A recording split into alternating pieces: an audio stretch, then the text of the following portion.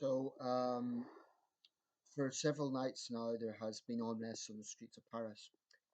And the supposed epoch of this latest unrest was the fact that a black man, a black suspect who's waived his anonymity, Theo, his call was apprehended in Aulnay-sous-Bois, which is one of the notorious banlieues in North Paris. And I don't think it's contentious saying that it is notorious because it is. Anyway, disgracefully, the officers raped this man with a baton, beat him, and basically degraded him. Let me just say from the outset, unlike some right wingers, I absolutely do not make any excuses for police brutality. There are no excuses. When an officer abuses his or her position when they're wearing the uniform, as far as I'm concerned, they're a disgrace. They're in a position of power and authority, and when they abuse that, it doesn't matter if this guy was a criminal or not. There are certain standards that law enforcement officers have to abide by, and when they cross that line, there's no excuses for it. It looks like on this occasion, the Paris authorities are not just putting this guy on desk duty as some of their American counterparts would, but they've arrested him, they've charged him, and three of his colleagues for being a suspect. That's a good thing. Now, here's where I take issue with riots as a response to this. I really don't think a lot of these rioters are that bothered by Theo. I very much doubt they knew him personally. Um, I think in many of these situations, there are people who will find any excuse to riot. I really do believe that. Now, Paris has had a problem with this obviously before. 2005, there was the inner city riots. Some of these places come to mind again. Aulnay-sous-Bois, Clichy-sous-Bois. The riots have now spread across the Paris suburbs. The latest unrest, I believe, was in Saint Denis. I'm not sure if I'm pronouncing that correct. Apologies for my poor French pronunciation. But it's the same place as that time.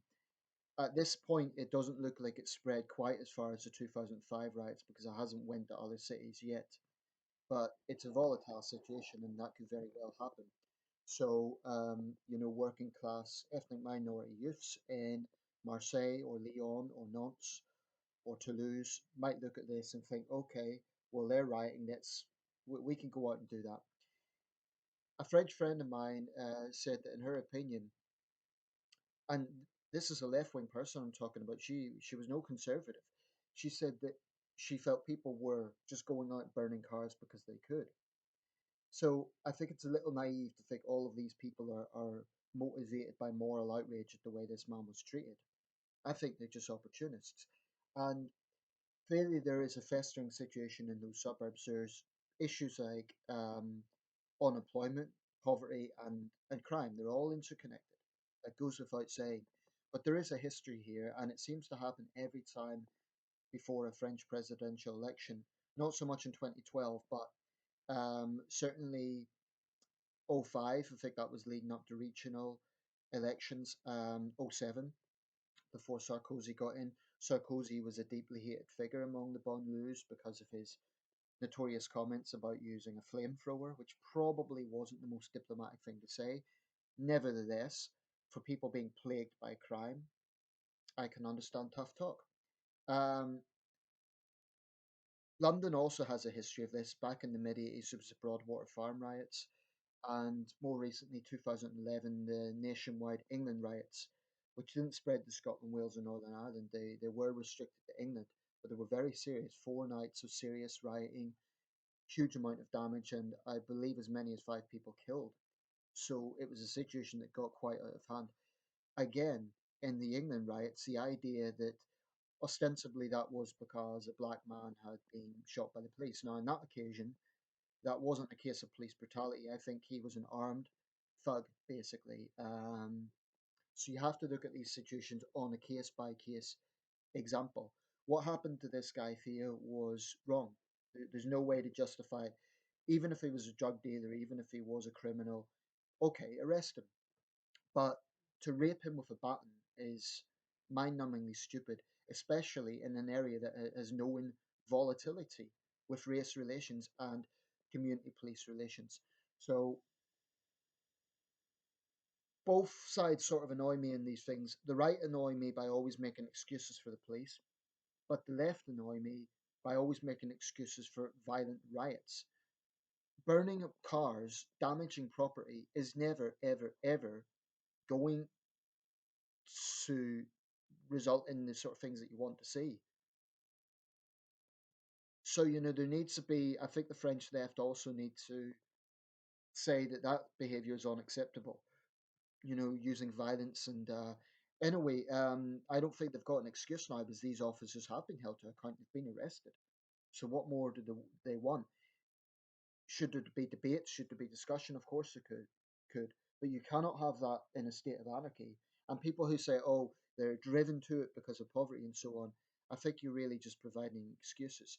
Those core issues have to be addressed. Of course they do. Clearly, you can't just have a bandage solution to this. The core issues need to be addressed, but there's no excuse for rioting and using a police beating as an excuse to do it, because it's a vicious cycle. All that then does is, police officers are human beings. They then just feel that they are under attack, and it's a never-ending cycle. So, the banlieue residents, not all of them, certainly not all of them. That's the other thing. People shouldn't assume that the banlieues are just full of criminal thugs. There's many people who I'm sure just want to get on with their lives, and they don't want this situation to emerge.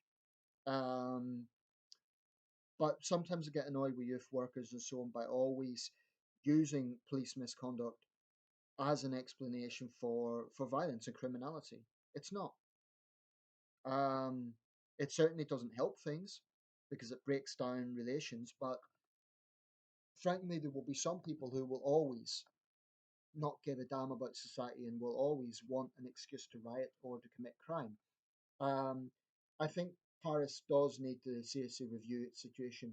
Perhaps I don't know what the ethnic makeup of the police is. I think when it comes to police, that's not political correctness, that's common sense. So perhaps the Paris police does need more black officers. Maybe they do need more North African officers.